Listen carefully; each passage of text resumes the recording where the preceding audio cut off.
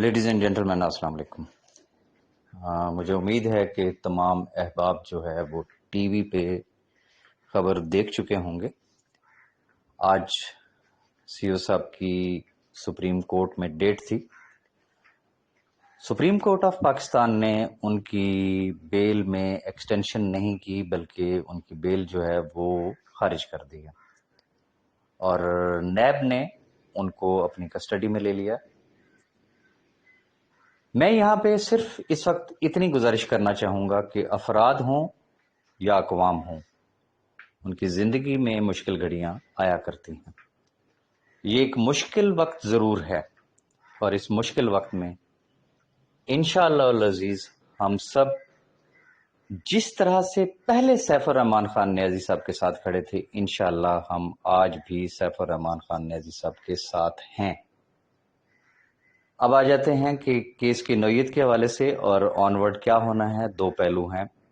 First of all انشاءاللہ جلد از جلد جسے کہتے ہیں مینجمنٹ کی طرف سے تمام جو ممبران ہیں ان کے لیے انشاءاللہ کمپنی کے کسی نہ کسی آفیشل کی طرف سے ایک آفیشل سٹیٹمنٹ جاری ہوگی۔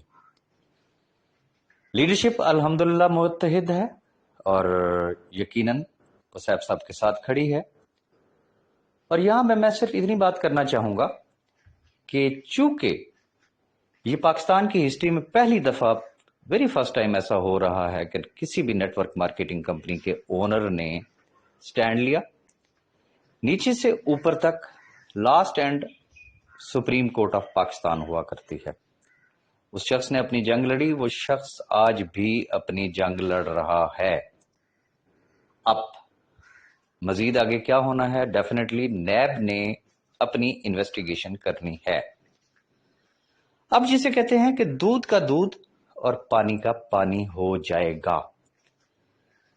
میں یقین سے کہہ سکتا ہوں جو آج دن تک سیف الرحمان خان نیازی صاحب نے دعویٰ کیا، اور صرف دعویٰ نہیں کیا، بے شمار لوگ ایسے ہیں کہ جو ان کے فزیکل پروجیکٹس کو جانتے ہیں، ان کو دیکھ چکے ہیں، ان کو وزٹ کر چکے ہیں، وہ تمام چیزیں، اور جب انویسٹیگیشن ہوگی تو اس میں بہت کچھ سامنے آئے گا۔ تو میں یہ سمجھتا ہوں کہ خدا تعالیٰ کے ہر کام میں ایک بہتری ہوتی ہے۔ ممکن ہے کہ جو ایک کوشش کی جا رہی ہے کہ پاکستان میں نیٹ ورک مارکیٹنگ انڈسٹری کے لیے کوئی ریگولیٹری اتھارٹی بنائی جائے، اور جب نیب یہ اپنی انویسٹیگیشن کرے، اور ممکن ہے کہ اس کے سامنے کچھ ایسی چیزیں آ جائیں کہ ان کو بھی آئیڈیا ہو جائے کہ پانچوں انگلیاں ایک برابر نہیں ہوتی، سارے اس طریقے سے نہیں ہوتے ہیں، اور ہو سکتا ہے یہیں سے ہی کوئی چیز نکل آئے جو پاکستان میں نیٹ ورک مارکیٹنگ کمپنیز کے قیام کے لیے، اس کی ریگولیٹری اتھارٹی بنانے کے لیے کوئی مشعل راہ ثابت ہوں۔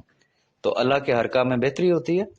باقی انشاءاللہ آج ہی مینجمنٹ کی طرف سے جو بھی آفیشل سٹیٹمنٹ ہونی ہے اس کا آپ انتظار کیجئے گا، اور لیڈرشپ کی طرف سے بھی یقیناً جسے کہتے ہیں کہ اناؤنسمنٹ ہوگی، اور فردر جو بھی اپڈیٹ ہوگا وہ انشاءاللہ آپ کے ساتھ ٹائم ٹو ٹائم جو ہے وہ میں ضرور شیئر کروں گا۔